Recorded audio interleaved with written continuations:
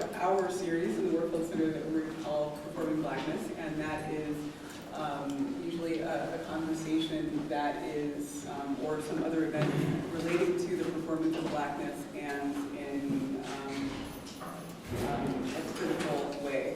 So we'll say that this semester has been an extremely active semester for performance art, and I will say it broadly, performance art. We have had probably 4 weeks worth of performances from, let's see, we had My Barbarian, we had sampling, and then we had the performances around Neto Bay's Arts, which was on display in the gallery, all of which were very provocative events. I anticipate that today's conversation will be equally provocative. It is between Simon Pinkins, and I welcome you, thank you for coming, and Lisa Thompson. Lisa Thompson is associate professor here in Ads, and also related to the theater and dance department over in Fine Arts.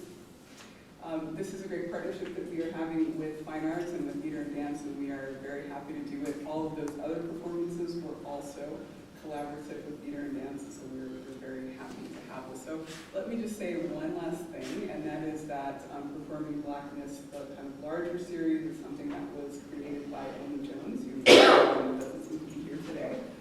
But it is one of the more special series that has come out of the Warfield Center that we are continuing, I think, strongly with Lisa's help. And we are doing a very kind of interesting, very professionalized set of actors, directors, and other performance folks who are coming with Black Art Matters, which is what Lisa is developing within the larger heading of Performing Blackness. So with that, I will turn it over. Energy right now. I'm like, you're cool. Okay, from the band roll moment, it's pretty good, considering. I want to, for those of you who do not know who this was, Tony Pinkins is an award-winning actress, singer, author, activist, and educator. Those of you who watch Gotham, you will recognize her as Ethel Peabody, and she is Ms. Nimmy Cooper on Hulu's miniseries 11/22/64, amazing work on both of those shows. She will appear in the films Art of Art and the Book of Hindu, so look out for those.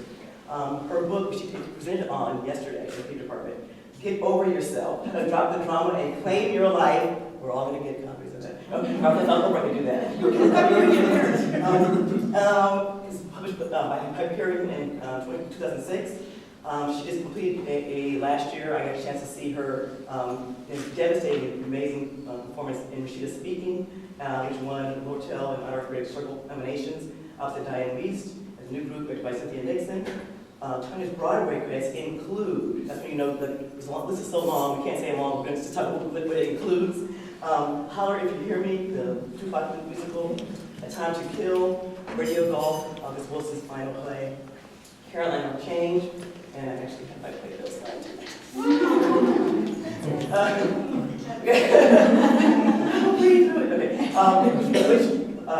Won Obie, Lortel, Alco, LA Drama Critics, Garland, and NAACP Theater Awards,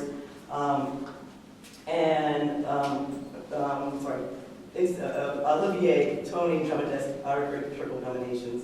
The Wild Party, which was done by the theater department here at UT, originated the role on Broadway. Play On, which won Tony and Jefferson nominations. Carnival with Jeff Foretold, Jelly's Last Jam, Tony Drama Desk, Art Critics Circle, Clarence Stewart, and Monarch Awards, and really roll along. And in her spare time, she sang for this guy in the White House once. He thinks he can sing. He can't sing like Time Pinkins. So she's for President Obama. And this is my pleasure to be here, and I wanted to think this wouldn't be happening if it wasn't for Paul Rodriguez, who brought his homegirl. I'm like, what, you know her? Yes, support that. And thank you so much for supporting Blackness. this series going, and for this series that I thought about, because when folks started saying hashtag Black Lives Matter, I was thinking about how important Black art has been in keeping Black politics alive, and thinking about how we can think about what art matters for Black people in this political moment. And this is where this series has come from, and I'm lucky enough to bring in several important award-winning folks I've been honored to be able to talk to. So we begin our conversation today. I think I have a series of questions, and usually how it goes, I have my questions, and then you guys fill in. I think I split the script and have you guys ask first. It's because I'm with someone who's so creative and so amazing and so brilliant. I'm like, well, what I know about her work is fearlessness. And I think throwing out the script of how we usually do things is one of those moments of fearlessness too. So opening up to you first, kind of your question you may have to either of us or both of us or all of us, really, because I know that how you works from a space of all of us putting in, rolling our sleeves up and working through questions. So we have a Charisse. Yes. Hi. Hi. I don't know that we're that different in age, but I feel like I have grown up watching you in some way, shape, or form, and so I wonder if you could talk with us about what it means to encounter folks like us who have kind of come of age watching you in different performances, and also if it's not too much to talk about what it means to age gracefully. I think, encountering people who have enjoyed your work is just a kind of a gift. You can be walking down the street and you're having a really miserable day, and then someone stops and goes, "Oh my God!" And they want to give you a hug. So it's like this universe is like always giving you these kind of blessings. So for me, it's a delightful thing all the time. I don't know what it's like for Halle Berry, who can't leave her house. It's just to sneak out of her own house because there's just people there to get photographs because they can sell them for $1 million. I'm sure that she has a very different experience of that. For me, it's always a wonderful thing, and particularly because I mostly do theater, just to know that people actually go to the theater, and because I really believe theater has the power to transform lives. I was saying to some of the other groups that as a country we are not integrated, and I believe that theater has the power to be the place where people experience integration regularly, so that then when it begins to happen in their communities, they're ready for it, because there were a bunch of Muslim people on stage last night and I wasn't afraid. They seemed nice, they seemed okay, even at the talkback, they seemed like okay people. Maybe I could have one in my neighborhood. That was one of the wonderful things of doing Rashida speaking, is that I'd say 90% of our audiences stayed for that talkback, and it was a largely predominantly Caucasian audience, because they wanted to have these conversations. They didn't know how to ask the questions. They were ashamed to ask the questions. They didn't know people to ask them from. And so the theater created this safe space where they could just ask all these scary questions and not be worried that they were going to get attacked or beaten up. So, yeah. Oh, growing up gracefully in the theater. I feel like when you're in the theater, you're always having to reinvent yourself. When I first got to New York, Dreamgirls was the hot show, and I wanted to be in Dreamgirls, and they thought I was too young. So then I'm going and trying to get the wig and the makeup and shoot new pictures, so I look really mature. I still never got in Dreamgirls. And then I'd been a singer for a while, and I wanted to be an actress. So, actresses had a certain kind of look, so I cut off my hair and had a little afro so that then I could be considered serious and I could act. When I went to New York, I was, had a classical voice, but Black women weren't singing classical then. We had to sing gospel, which is not what I grew up in. I grew up Catholic, so gospel is completely, I don't do it, I don't know it, but that's what I was being expected to do and hired to do, so I'm doing my fake riffing and just feeling good. But white people are like, it's wonderful! I never went in the church, like they would just tell me to sit down.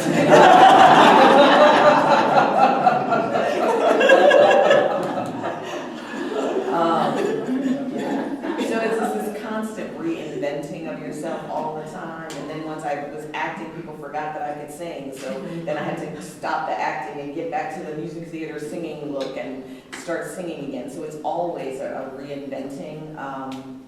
Certainly as an older actress, people, young people aren't necessarily writing to that. And so I make a point of seeing new works, and I have a lot of young writer friends because that's the only way I will keep working in the theater, except in little tiny roles, is developing relationships with young playwrights and encouraging and supporting their work.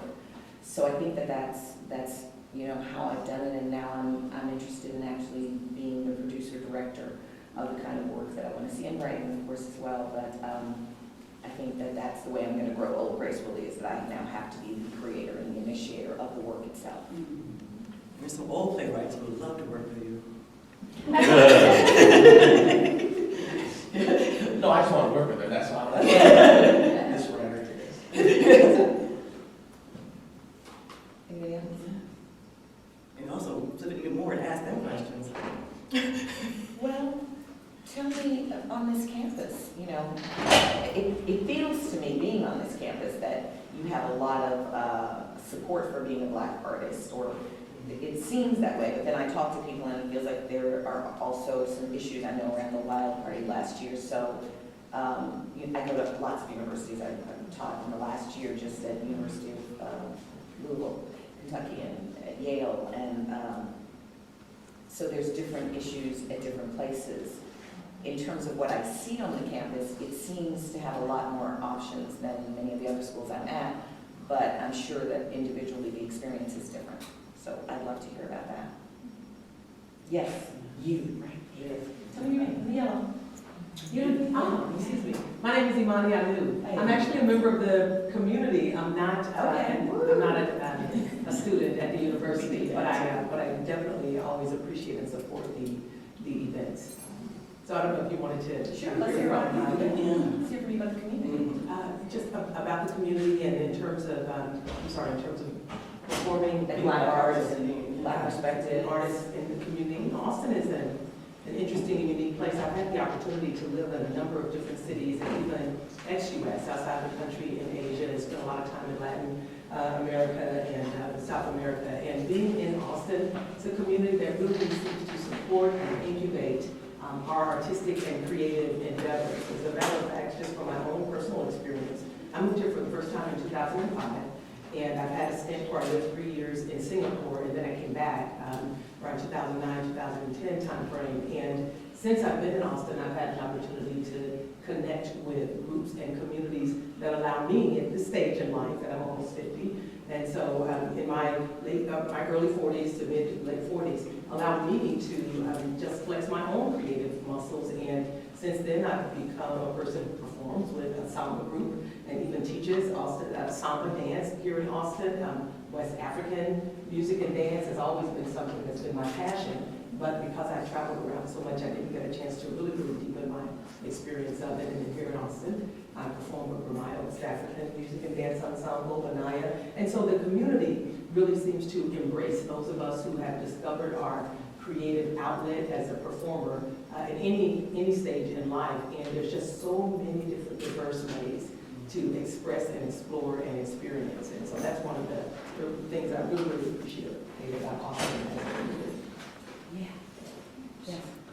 So I think that a number of us try really hard to foster that kind of creative environment for student artists of different stripes. And it's work, it's hard work. I mean, it's hard work to find the money, and it's hard work to find a safe space for our student artists to work. So I'm glad you asked a question I wouldn't mind hearing from students too. What's like being a Black artist? I think it was a lot easier when I found Black Studies and I started working in Black Studies, but as a theater major, it wasn't easy at all. It wasn't a fun experience as an actor or a playwright. I felt like I was teaching my teachers, and I paid to go to school here, and I just would rather not. I felt like I wasn't receiving the same education that my white counterparts were. I felt alienated in the community. down a lot, which it had never happened to me before. So it took coming to Black Studies to really root myself, find people like Dr. Thompson who supported me, and then reroute myself to have the confidence to go back into that community and really push through. But it definitely wasn't an experience that I enjoyed. I want to speak to something you said about that sort of questioning. I think that that's certainly something I've experienced as a professional my entire career. I've been working professionally since I'm about 12 or 13 years old. And you know, from the first going to New York and having auditions where they just have me sing for 30 minutes because I can sing everything that can possibly be sung. And then it's like, oh, now we need you to sing this gospel thing and be this sassy Black woman. You know, made me question my ability to sing. Like, you know, am I not good enough? You know, and that's something that I've carried along the way a lot of my career, or feeling like, well, they got the job or they're empowered, so they must be better than me, or wondering like, wow, I don't think that's very good, or that person knows what they're talking about. Why did they have the job and I don't have the job? And even to working in institutions where even the Black people who are in the work, and of course I think as artists of color, we always want to support one another, and you're like, oh, I'm just so glad somebody's doing it. You know, we don't want to denigrate anybody of color who does it, but by going like, really, that's what they picked? In my WASP husband's family, he was setting chores. And he set the chores and he set the amount of money. And one day, he pulled me aside and he's like, I'm so proud of my son. He makes a few dollars more than, just a few dollars less than your son, and he does so much less work. It's like, what? I'm like, okay. That was just like, my brain is going, I'm like, okay, I've raised my son to work as hard as you do the hardest jobs so you can make the most money. And he's like, no. You want to do the least possible work for the most possible money. That's unfathomable to me. It's unfathomable to me. I don't know how to live in that world. I don't know what that world is.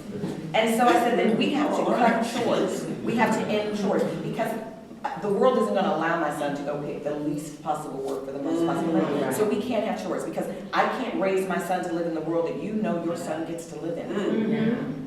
I can't even raise him to do that.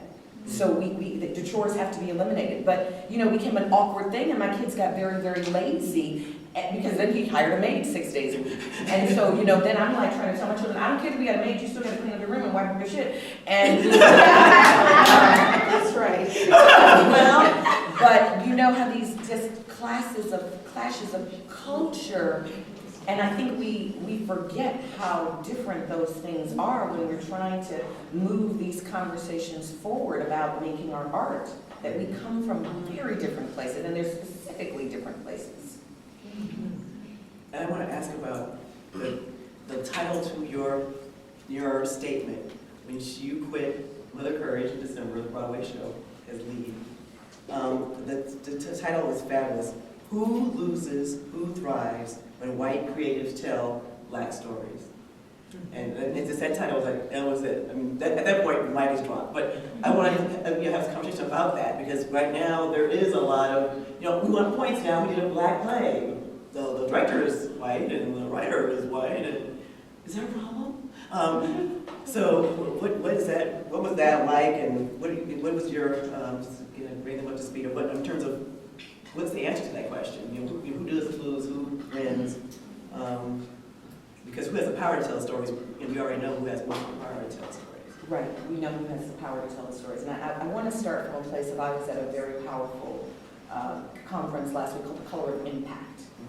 And these were predominantly filmmakers, some documentary filmmakers, but predominantly filmmakers addressing this issue in the film industry, because they were saying they're artist activists, and they're making films to change communities or bring awareness to communities. and they were saying, we are tired of poverty porn and conflict porn, and that, you know, a lot of it is the funders.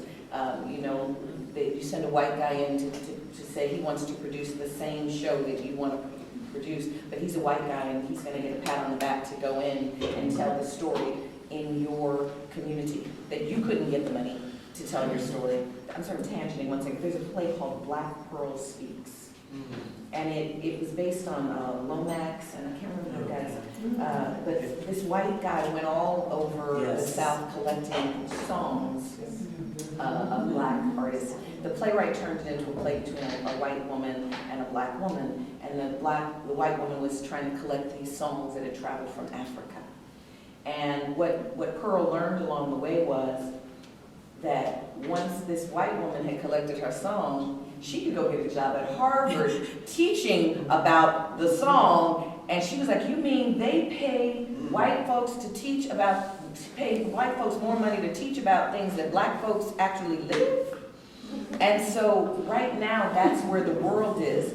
You know, you go into a show and it's got a bunch of black people and they're not going to hire a black hair artist to do that. They will consult with someone, but we don't get the job. Okay. And so right now we're looking at a world where even when they're telling our story, they're not hiring us to do it. Even when Disney did that with the first African-American princess, it was an entirely white team. And they brought some black people in to consult so they could say they did consult. Well, wouldn't it just, if you really want to get it right? But you see, that isn't the issue. No. It isn't about getting it right. It's about really, we want to make some profit off of this. And so the question they were asking is to ask of Caucasian dominant culture artists is, are you making money off somebody else's story? Are you making a career off of somebody else's story? That's the question. And you know, if you look at my husband's point of view, sure. Well, it's worth than living my own story. And Nina, right? Nina, that whole controversy. You know, and that's, you know, I don't know what we do with that, because capitalism says, hey, we need it the cheapest way possible, and you know how to package it the way my funders want it and my things want it, and you know how to talk my talk, and I feel much more comfortable with you at a cocktail party. You know, I don't know how we change that until we start forcing ourselves into the room. And power doesn't concede, so we have to force ourselves into the room. And part of that is our power to use that, oh, you're doing that play. Well, we're not going to support that play. We're not going to spend our dollars on that product. And it has worked in the past when we've done that. When, you know, we talked about Rosa Parks. There were boycotts of buses. They were losing major money before Rosa Parks didn't sit down. They were like, oh, you know, we forget that we spend a lot of money, and ultimately it is always about the money. Sadly, it is always about the money. So if we don't use the capital that we have and the power that we have with our money to say, you know, we're going to go and support that, it's hard. And sadly, some of our wealthiest and most prominent black superstars do not support black work. You know, we got Denzel Washington producing all of the HBO films, and Tony Kushner's brilliant, but Tony Kushner to do August Wilson's, why Tony Kushner? I would think August will be rolling over in his grave. All of the great black writers we have, why do we even have to go there? Well, because Denzel picked him, because Denzel doesn't know better. So he's like, who's the best writer in America? Tony Kushner. Why not even Lynn Nottage? Why not even Lynn Nottage? But, you know, we got to educate our own people, and we have to be accountable for the fact that we don't know enough, and we don't use the power we have when we get it. I had a wonderful conversation with Viola Davis, who is actually actively trying to do it, to tell the story. She's with CAA, the most powerful agency in the world. She has her own production company and CAA packages. And she said, you know, every package I brought to CAA with a black director attached, he could have been very, very successful. They said, no, they passed. And every project I brought with a white director attached, even if he'd never done anything before, they said, let's figure out how to make this work. But she's still trying, and she's like, well, I guess I'm going to raise money for this myself, you know. A Birth of a Nation, Nate Parker raised that money himself. We have to do it because the audience is there. Nigerian film market is the second biggest film market in the world. The audience is there. I think sometimes we keep trying to want to be recognized by them, and we forget that there are so many of us who love seeing ourselves. You know, Tyler Perry wouldn't be Tyler Perry if it wasn't for us making Tyler Perry who he is, and we forget. And we forget, and we don't value the validation we get from our own community. Right. Well, didn't know you had church, didn't know you were well, have the church quieter. Incense, please. Okay. Oh my goodness. So who's ready to get our own company together? Come on, let's do it. You were in college. You all are, you know, Steppenwolf is a group of people who came out of college and they formed a company. This is where your companies are starting right here. You all can make your own movies, films, put it out on the internet. You can do it all. That is the gift of technology right now. You can put something out there, you get 200 million hits, somebody's coming to you because they want to advertise on your site, and then you start making money. Even Louis C.K. has gotten to the point where he produces his own shows. He now has his own series, you buy it directly from him. He, no more middlemen for his work.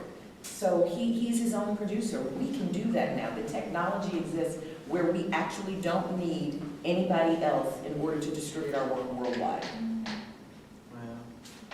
I want to take a moment to talk about what we're seeing on the internet as Black Girl Magic, and talk about what it means for, what are the kind of the particular stakes for Black women performers in general.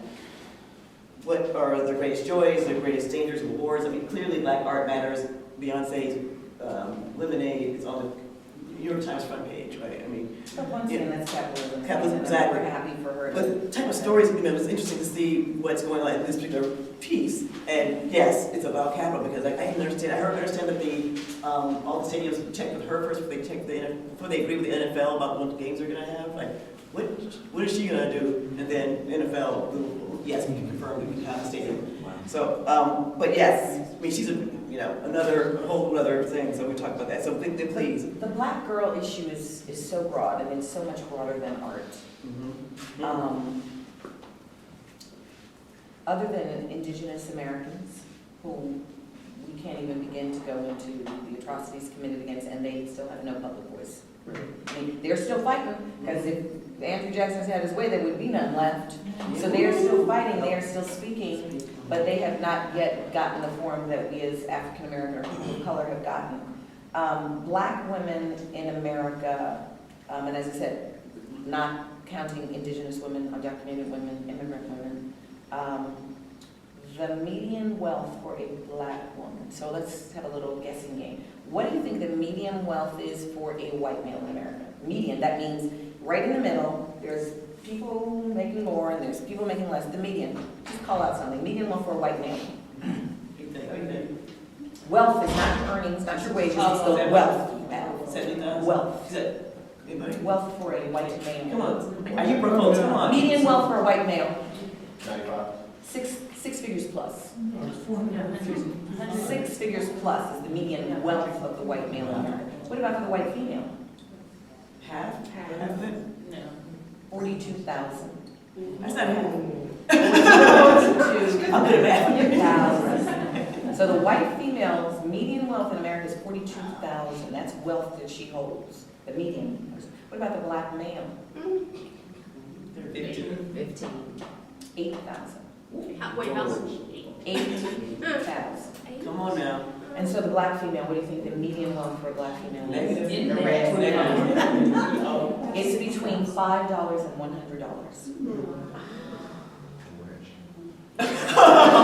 I'm rich, man. And people, I mean, Kimberly Crenshaw at African American Policy Forum is collecting this data and trying to get this out there. But the Black female, she has no voice. And it is Black females who are at the head of these movements, Black Lives Matter, Yes. Black Girls Matter. That's all Black females. And so often in our community, there were so many powerful Black women in the Black Panthers.